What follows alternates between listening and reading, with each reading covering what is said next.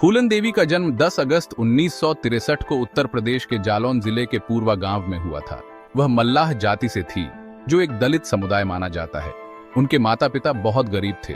फूलन का बचपन गरीबी और तकलीफों में बीता। उनके परिवार के पास थोड़ी सी जमीन थी, जिस पर उनके चाचा ने कब्जा कर लिया था। फूलन ने छोटी उम्र में ही काम करना शुरू कर दिया था। वह अपने परिवार की मदद के लिए लकड़ी काटती और बेचती थी। फूलन को बचपन से ही भेदभाव का सामना करना पड़ा।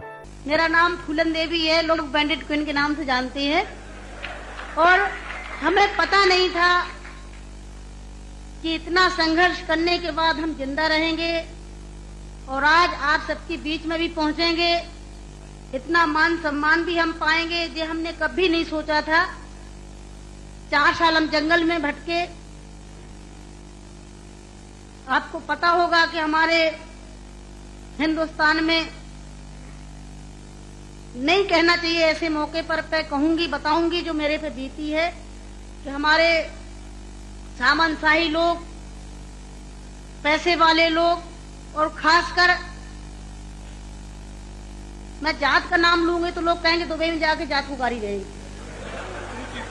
ऐसे ऊंची जाति के लोग जो जात पात को मानते हैं, हम जैसे गरीबों को, दलितों को, दबे कुचलों को, अल्पसंख्यकों को एकदम ये सोचते हैं जी कीड़े मकोड़े हैं, जी इंसान नहीं है।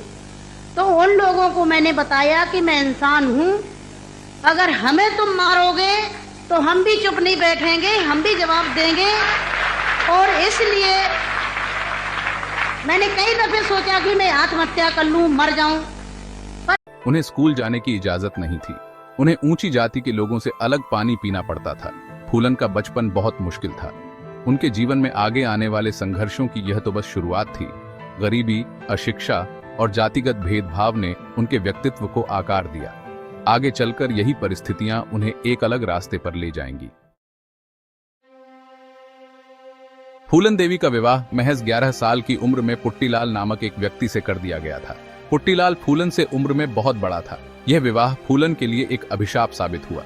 पुट्टीलाल बहुत बुरा और अत्याचारी था। उसने फूलन को शारीरिक और मानसिक रूप से बहुत प्रताड़ित किया। फूलन इस अत्याचार को सहन नहीं कर सकी और अपने माता पिता के घर वापस चली गई। लेकिन समाज ने फूलन को स्वीकार नहीं किया। उन्हें अपमानित किया गया और ताने मारे गए। फूलन ने इस अन्याय के खिलाफ आवाज उठाने का फैसला किया। उन्होंने ठाकुरों और दबंग जातियों के खिलाफ विद्रोह का झंडा बुलंद किया। यहीं से फूलन देवी का एक नया अध्याय शुरू हुआ। वह अब एक साधारण लड़की नहीं थी, बल्कि एक विद्रोहिणी बन चुकी थी।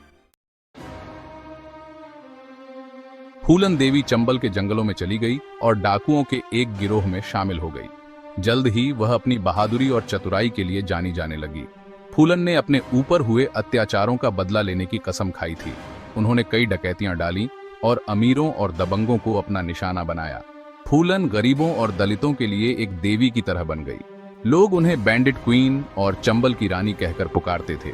फूलन देवी की कहानी ने पूरे देश को हिलाकर रख दिया। उनके कारनामों ने पुलिस और सरकार को बेचैन कर दिया था। उनकी छवि एक ऐसी महिला की बन गई जो अन्याय के खिलाफ खड़ी होने से नहीं डरती थी। 14 फरवरी 1981 को फूलन देवी ने बहमई गांव में एक खौफनाक वारदात को अंजाम दिया। उन्होंने ऊंची जाति के 22 ठाकुरों की हत्या कर दी। इस घटना ने पूरे देश को हिलाकर रख दिया। फूलन देवी का कहना था कि बहमई कांड उनके ऊपर हुए अत्याचारों का बदला था। उन्होंने ठाकुरों पर उनके साथ सामूहिक बलात्कार का आरोप लगाया था। बहमई कांड ने फूलन देवी को एक विवादित हस्ती बना दिया। कुछ लोग उन्हें पीड़ित महिलाओं की आवाज मानते थे, तो कुछ उन्हें एक क्रूर हत्यारा। यह घटना आज भी बहस का विषय है।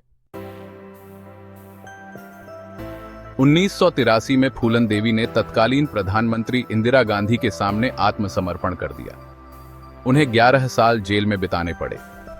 1994 में रिहा होने के बाद फूलन देवी ने राजनीति में प्रवेश किया। वह समाजवादी पार्टी में शामिल हो गई और 1996 में मिर्जापुर से लोकसभा चुनाव जीतकर संसद पहुंची। फूलन देवी ने संसद में दलितों और गरीबों की आवाज बुलंद की। उन्होंने अपने जीवन में कई उतार चढ़ाव देखे थे। जेल से निकलकर संसद तक का सफर उनके दृढ़ निश्चय का प्रतीक था। उन्होंने साबित कर दिया कि मुश्किल परिस्थितियों में भी एक व्यक्ति अपना भाग्य खुद लिख सकता है। 25 जुलाई 2001 को फूलन देवी की दिल्ली में उनके घर के बाहर गोली मारकर हत्या कर दी गई। इस हत्याकांड ने पूरे देश को स्तब्ध कर दिया। फूलन देवी की हत्या का आरोप शेर सिंह राणा पर लगा था। फूलन देवी का जीवन संघर्षों और विवादों से भरा रहा। वह एक ऐसी महिला थी जिसने अपने जीवन में कई भूमिकाएं निभाई। वह एक पीड़िता, एक विद्रोहिणी, एक डाकू, एक नेता और एक सांसद थी। फूलन देवी आज भी लोगों के दिलों में जिंदा है। उनकी कहानी ने कई किताबें, फिल्मों और नाटकों को प्रेरित किया है। उनका जीवन एक प्रेरणा है उन सभी लोगों के लिए जो अन्याय के खिलाफ लड़ना चाहते हैं। और हाँ, वीडियो अच्छा लगे तो लाइक, शेयर और कमेंट करना न भूलिएगा। नमस्कार।